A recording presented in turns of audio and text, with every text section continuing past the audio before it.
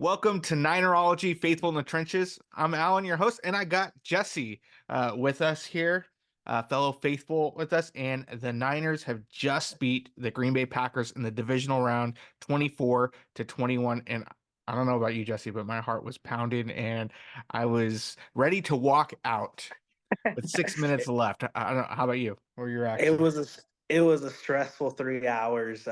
Definitely going into the halftime, missing that field goal. It was just it was a rough time being a Niner fan, in all honesty. Absolutely. Yeah. We've known that Moody's had the yips for a bit. Yeah. And then after it was tipped, you're like, oh no, all over again. But, Hmm. surprisingly, Moody held his own. He hit that 52-yarder to make Yes. it 21-17. And so props to him. And then Green Bay's rookie kicker surprisingly had the yips. And he had the most missed field goals all season. And that showed. And I think that was probably one of the deciding factors in the game. That and the defense De- stepping up. Definitely, but I think it also really leveled out the playing field. Just us missing one and them missing one, as far as Packers and Niners. So it really leveled out that game and just allowed us to have better opportunity. Let me ask you, do you think that the 3 weeks off hurt the 49ers? The play calling, were they overthinking it? Were they rusty? What were your thoughts? Oh, I think definitely, and definitely in Brock Purdy, we saw a lot of rust. I hope Kyle Shanahan owns up to that, or at least realizes that taking 2 to 3 weeks is not the option. He definitely overthrew a lot of throws, and he definitely wasn't, Brocky himself. Mhm. He looked very inexperienced compared to previous years, and it really showed. And I think it was due to the 2 3 weeks off. Yeah, I'd be curious. Yeah, we know he doesn't perform that well when it's raining, but I'm going to take a Hmm. look at that 10-day forecast and let's take a look. Next week looks to be like sunny skies. We'll see if that sticks. And so Perfect. I think that'll help. Yeah, I'll be honest. I think Kyle Shanahan outsmarted himself with those 3 weeks. I mean, even Probably. coming out of the second half, you start off with an end of round to Jawan Jennings. Like, where's McCaffrey? Unless he's hurt or something and they were hiding something. Some of those plays were just like, what are you doing here? And I think you mentioned Green Bay dropped a couple of would-be interceptions. Yeah. And then we caught two interceptions. So I think it could have easily been the other way around, but you know what? I think just the better team won ultimately. Yeah. Um, I said earlier in the week, I'm like, two people are going to have big games, Kittle and McCaffrey, and they both did. I think Kittle could have done a little better. He had that drop on the final drive. He was looking ahead, but McCaffrey's numbers: 17 carries for 98 yards, two rushing touchdowns, and seven catches for 30 yards. So he had 128 offensive yards, two touchdowns, and so he was the difference maker here. Yeah. And so, And I think he's been the difference maker all year. In all honesty, it's a different game when you're involving him, and when you're not involving him, you definitely see the difference. yeah. And looking at Kittle's numbers, got four catches for 81 yards and a touchdown. So he had a big game too. Still had that drop. I think he could have had over 100 yards. But I'd be Mhm. curious, what are your thoughts on Debo? Are you nervous about that, or what do you think? Were they playing cautious with him? What are your thoughts? I hope it was a lot caution. We'll definitely see in the next couple of days what it really entails as far as injury. But I'd be very worried going to the NFC Championship without Debo. He's definitely a game changer when it comes to the type of versatility that we use him with. So it'd be best to have him there. Yeah. So we know that the winner of tomorrow's game between the Lions and the Bucs will face the 49ers in Santa Mhm. Clara next Sunday at 3:30 in the afternoon. So one of the benefits of being the number one seed is you also get an extra day of rest in the Yeah. conference championship game. So yeah, the 49ers will have your 8 games of rest, and then whoever wins, which my guess is Detroit is going to win, but we'll see. That can be a conversation for another day. Um, I think, yeah, they're going to be coming off of your standard 7 days of rest while the 49ers have an extra day and they'll have to travel. So whoever wins, Yeah. whether it's the Bucs or Detroit, they're going to have to travel. So I think it's good. They've kind of hopefully got that rust out of their system. Kyle will have a Mhm. traditional week to get ready for one of those teams, not overthink things. And we'll see what happens. The faithful showed up well. You could just hear them just roaring in the fourth quarter. I wish I was there. But yeah, big game. So, key takeaways. What do you think? What do the 49ers need to work on this week? I think offensively, I think Brock Purdy needs to knock off any rust that still may linger there while ending this game.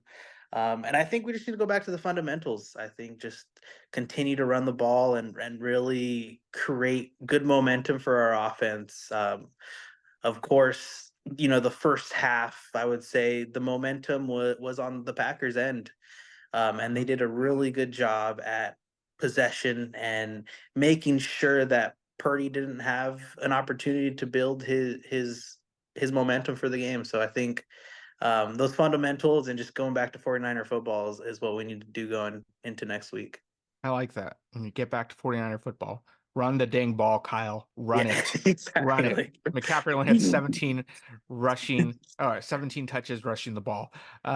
One thing I saw, which some cool streaks that ended. Kyle Shanahan was 0-31 in the fourth quarter when down by 7 or Yeah. more points. They broke that streak.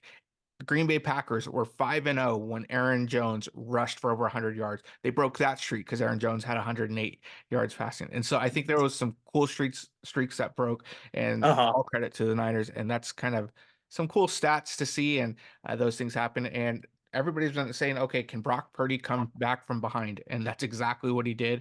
Um, and got it. If you look at the last drive, he was 4 of 5. He was Yeah. just above 50% the entire game. And then when it counted, he was 4 of 5, hit all the right Mhm. people at the right time. And honestly, that drop is why he wasn't perfect. Otherwise, he would Mhm. 5 for 5. And so just huge props to him. With that said, any final thoughts that you want to contribute to the podcast? Yeah. No, I think you said it all. I think as a fan watching that and knowing those stats in the back of my head, I was very nervous going into that last drive, just knowing we haven't really came from behind and won, and that the streak of what you said 31-0, it was very terrifying knowing that that stat was out there, and glad we just pulled it off. Absolutely. I think if they would have lost this game, somebody would have lost their job. I could have seen a Steve Oh, Wilkes being gone, some things happening, some big decisions need to be made because it's win or go home for the 49ers. Like they're all in. yeah. You got some big contracts that will be coming up this offseason and the following one. You don't have to pay Brock for another year. Just because Mhm. he's still on that rookie deal and it's only his second year, so you're going to pay him the following year. So it's a win now. You got to win now. Um, so, Definitely. question: who do you think they want to win in the AFC Conference Championship? We know that tomorrow's a big game. You got KC and the Bills that are playing. Who do you think, and whoever wins that plays the Ravens? Who do you think they want to see in the Super Bowl if they make it that far? Which we're expecting them to make it there. Of course. I think from a so Kansas City really surprised me last week. I didn't expect them to really dominate the game as they did against the Dolphins. If they keep that up, I would prefer to see the Bills, but if they come back down to earth tomorrow and still pull off the win, I think Kansas City would probably be the best bet. And also with that, little revenge for 2019. Oh, absolutely. Yeah, But definitely, I think just anything but the Bills, or not the Bills, sorry, anything but the Ravens. I think the Ravens showed today and this whole season that they're for real, and they'll be a tough matchup for sure. for sure. Yeah, I can see that. I can see that rematch potentially. The thing with KC, their defense is scary, and I It think it is. starts with that defensive line. And so we'll see. Yeah, I'd be curious. We'll see how tomorrow's game goes because whoever Mhm. wins that will play the Ravens in Baltimore, and so Yeah. I think we might be seeing a rematch from Christmas Day. We might be seeing the 49ers and Ravens again, which would be a big Super Bowl, but we'll see. I mean, I could also see, like you said, a rematch. There's something about Mahomes in the playoffs. There's regular Exactly. season Mahomes and playoff Mahomes. And so Exactly. um, we'll see. We'll see what happens. And but yeah, thanks for joining. And if you haven't already, don't forget to like and subscribe. Hit that notification bell on the YouTube channel for Ninerology Faithful in the Trenches. And that's all we got today.